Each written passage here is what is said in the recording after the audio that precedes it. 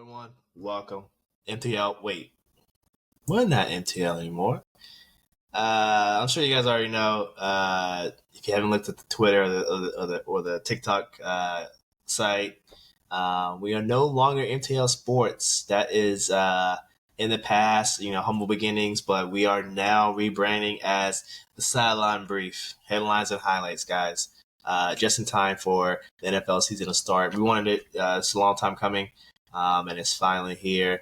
We're going to keep the episode count just because this is not a new podcast, it's a whole new rebrand. So we are on episode 184 of the Sideline Brief, 184.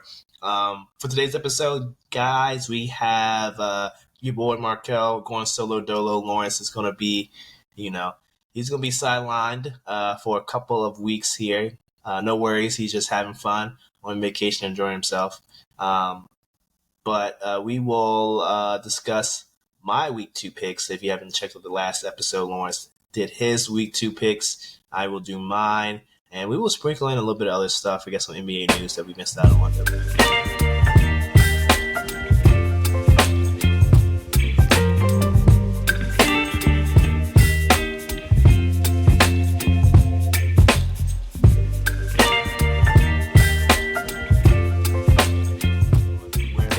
Let's get into this. Let's hop right into the NBA before we dive into my week 2 picks. Picks for games of the week in the NFL. NBA, the Bulls more recently agreed to a contract extension. I think this happened literally a couple days ago. Josh Giddey and the Bulls reached a contract extension, 4 years, $100 million. The free agent market this offseason wasn't the best. Very limited with teams having cap space. I think the Nets pretty much were the only team with major cap space. There were some teams with cap space here and there.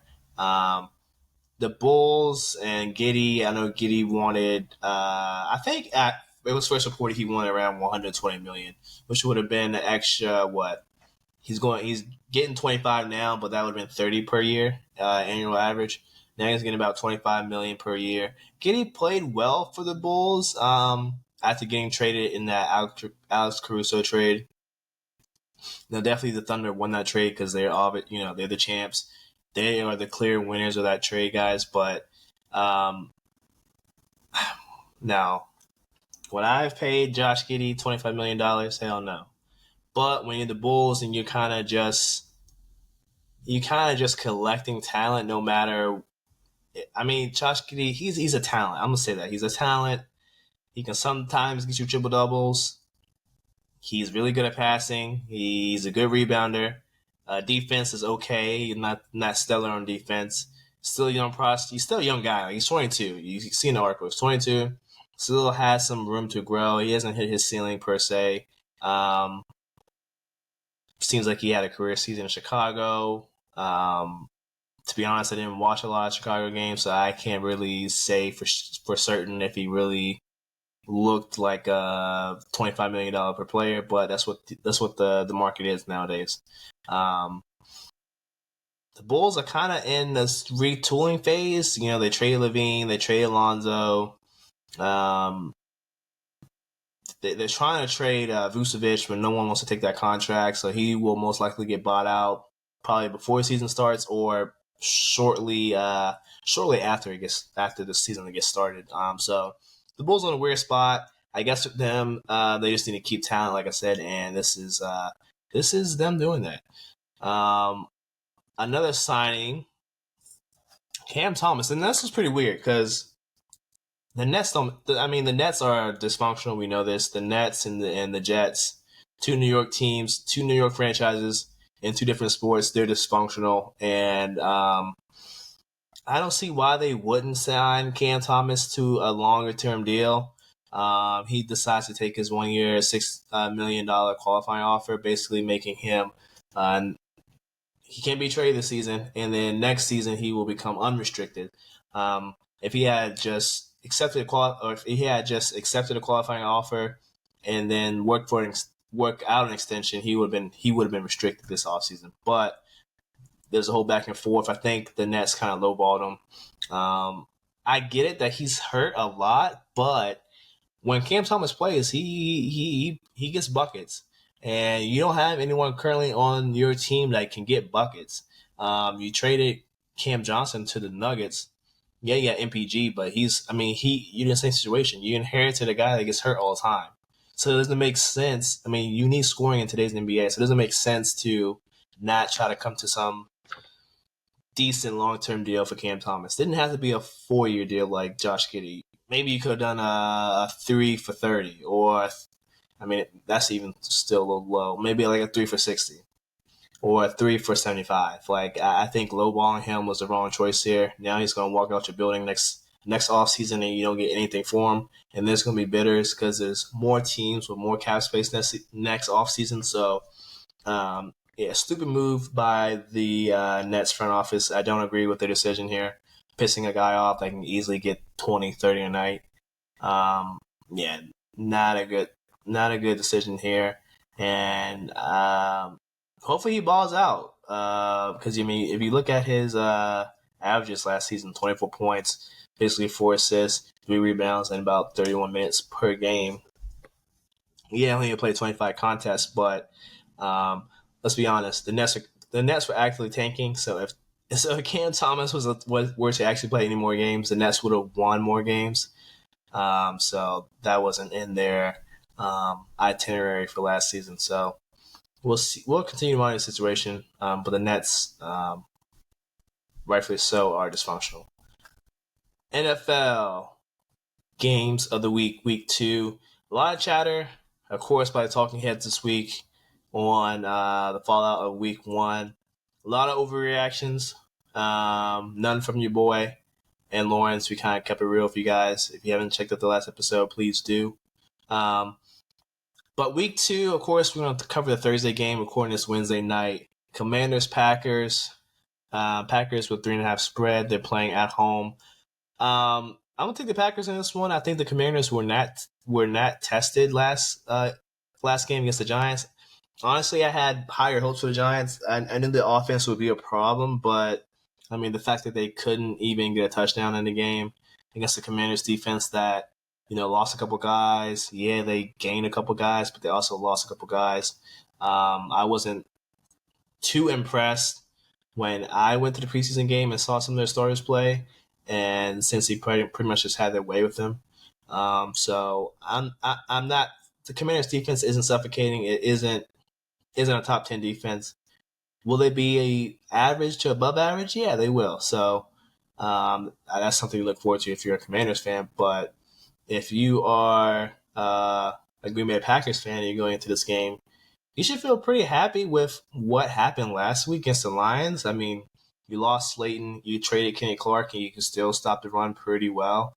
The Commanders love to run the ball, so we'll see if the same momentum carries into this Thursday night game. It's a short week. We'll see how much game planning they could actually do in a short week, and will it come out to similar successes? And will Micah Parsons play more snaps, or will he be limited just as much as he was last week, coming off a short week? So all these things are things that the Green Bay Packers have to think about and might affect how they play this one. But I'm going to get the Packers in this one. They're playing at home. Jordan Love looks good. The receivers actually look good. Washington doesn't have a good secondary. So, Marshawn is there for another season. But I didn't like what I saw from him last season. So I don't think – and he's an aging veteran player. I don't think you can expect him to be much better. Maybe fresher is what he can be, but he can't be much better. So I'm going to go with Packers in this one. Money line for sure, but 3.5 points. If you're feeling ballsy, take it. Why not? I think this will this be a shootout? I think it will, just because the Commanders' offense is just that good. And if Micah is limited and you really don't have a pass rush besides him, then if you're not getting pressure on Jaden, then he's just going to take off and use his legs a lot. And I think that will be a problem. So this will be a high-scoring game. Take the over. You see the over is going up.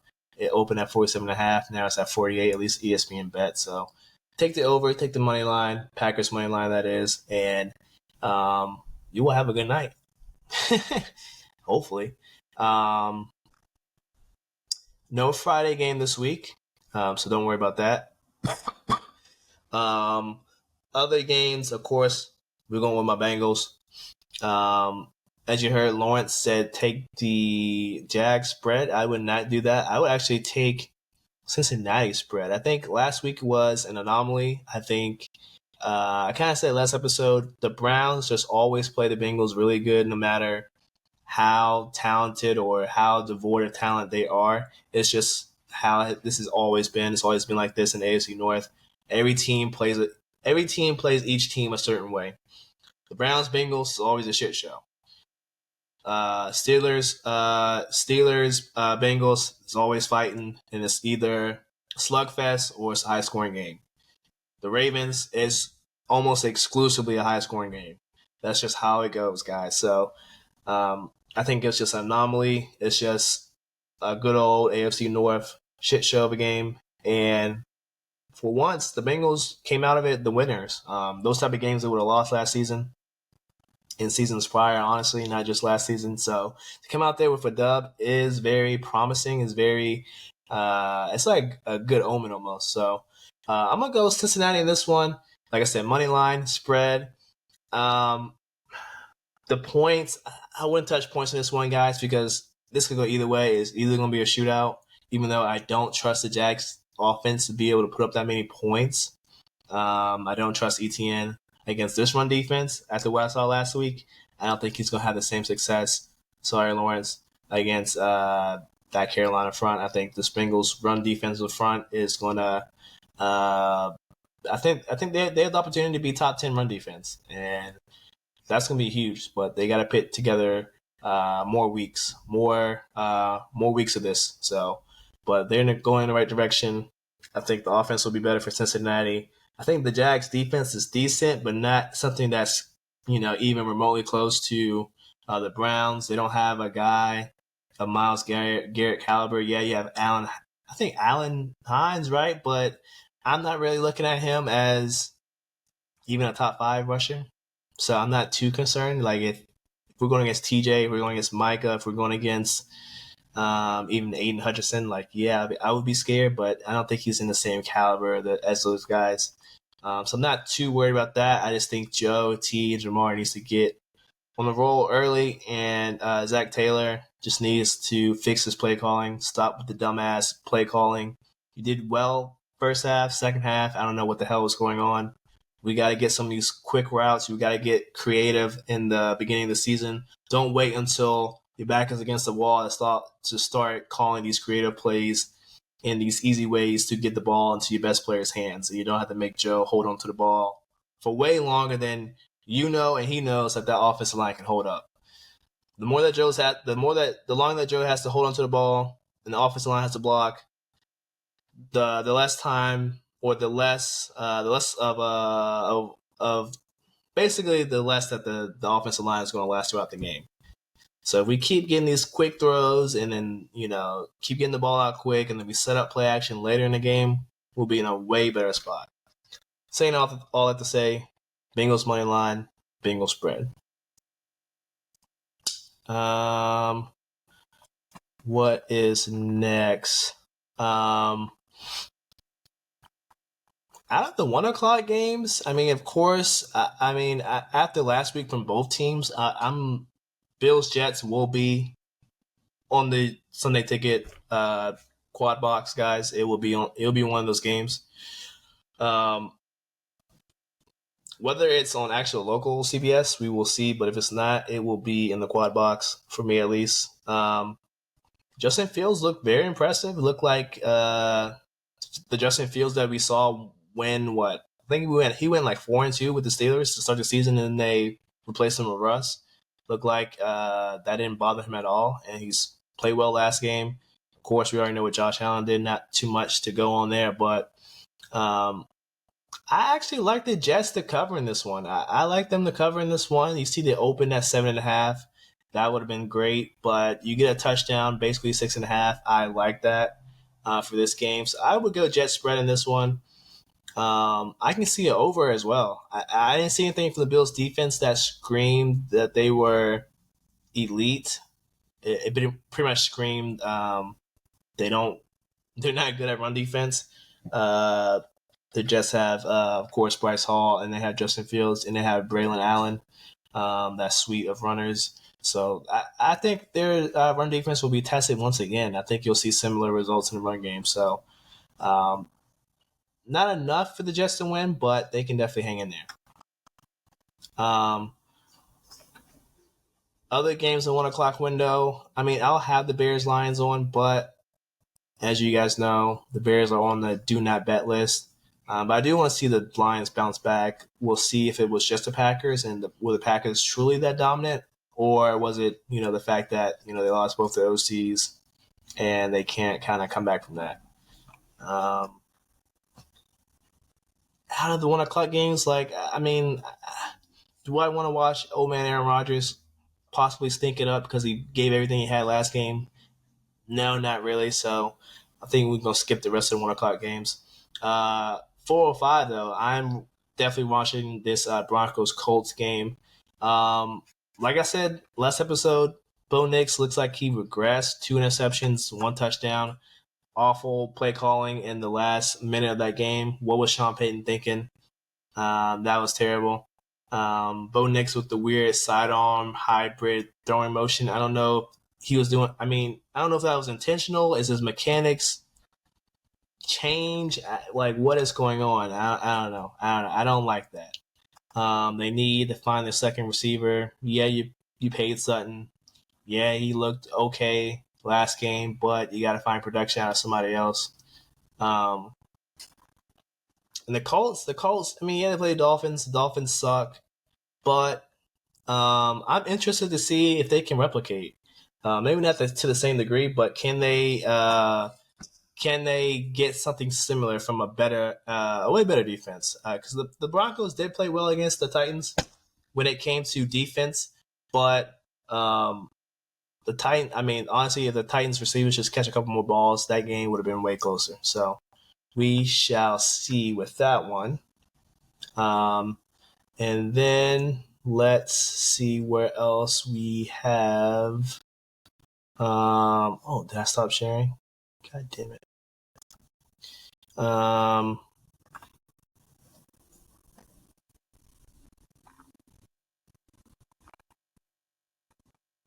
Of course, Eagles, Chiefs. Sorry, Panthers, Cardinals. I think the Cardinals win this one. Eagles, Chiefs. Rematch of the Super Bowl from a couple months ago. Chiefs are in big trouble. No Xavier Worthy. He's week to week. I don't think he's going on the IR, at least not yet. Hollywood Brown looked well. He looked pretty good last week. I'm not gonna lie, but you need more production from Travis. You need production from Pacheco. You probably won't get that because Jalen Carter will hopefully not spit in someone's face this week, and he will hit the field. He got suspended by the league, but they said that the week 1 game was his suspension served, and he was fine. So he should be out there on the field. The Eagles traded for Bigsby from the Jags, so they got another running back added to their little running back room. So I honestly just expected the Eagles to have the same game plan. Just run the hell out the ball. I don't think the Chiefs can stop it, as we saw last week with the Chargers, just grounding and pounding. And honestly, the Chiefs secondary looked very suspect, just like the Ravens secondary did last week. The Chargers were having their way with the Chiefs secondary. So there's a lot to be concerned if you're a Chiefs fan, even though you're at home. There is a lot to be concerned about. Your defense has to step up after being pretty elite for the past 2 to 3 seasons. I think there's some slippage there. We'll see if it was just temporary or is this a trend that needs to be monitored. But I got the Eagles in this one. Take the spread, take the money line. I think this will be a scoring, like a high scoring game. So take the over. I think the Eagles defense has. I think they leave a lot to be desired too because the Cowboys were eating them up. So I think if the receivers can be on a decent page with Mahomes, and if he can use his legs too, I think they will be able to they will be able to score with the Eagles, but I think the Eagles will have their way with deciding what they want to do. Do they want to keep throwing the ball because the Chiefs can't stop it? Or do they want to keep running the ball with Jalen and Saquon because they can't stop that? So they got a lot of options to win this game. The Eagles do.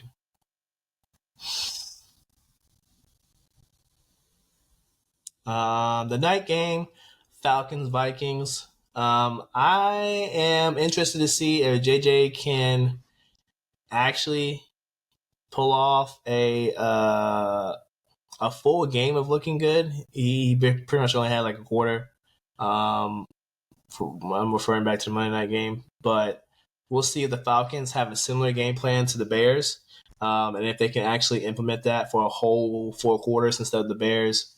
For some way, some reason, stop doing the things that were successful and keeping JJ looking like crap. So we'll see with this one. I'm gonna take the Falcons. The Falcons, had a very good shot to win the last game against Tampa Bay, and the fact that they went toe to toe with a second year quarterback in Penix, who only started 2 or 3 games last season, that's very promising. So I'm gonna go Falcons on this one. It's plus money. It's, I guess, my upset for the week. I don't know why. I mean, I get why Minnesota is the favorites. They're at home, but I'm still not sold on JJ. He had one good quarter, if that, and I attribute that more to the Bears. Stop bringing pressure for number one, and they just let him get comfortable in the pocket instead of bringing pressure and keeping him rattled. And yeah, I think they really fucked up. And I think we got a Monday night double header: Bucks, Texans, Chargers, Raiders. Not covering this AFC West shit show of a game, and it's gonna be on way too late for me.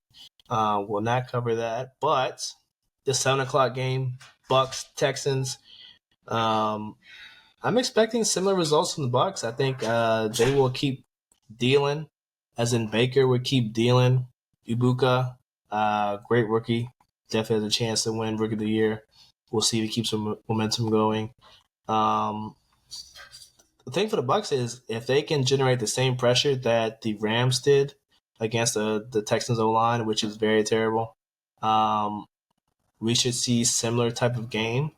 That's why you see the under is the points is pretty low for this, even though Baker can deal, and we've seen CJ deal as well. But I think they will at least CJ will have similar problems that he did with the Rams against this Bucks defense.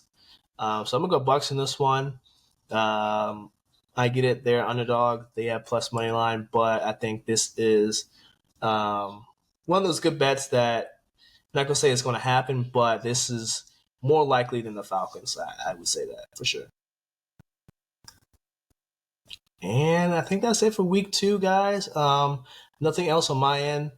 These solo episodes will be pretty short. Don't expect too long. Nothing past about 20 minutes. This is going on about 21, so I'll expect this type of length.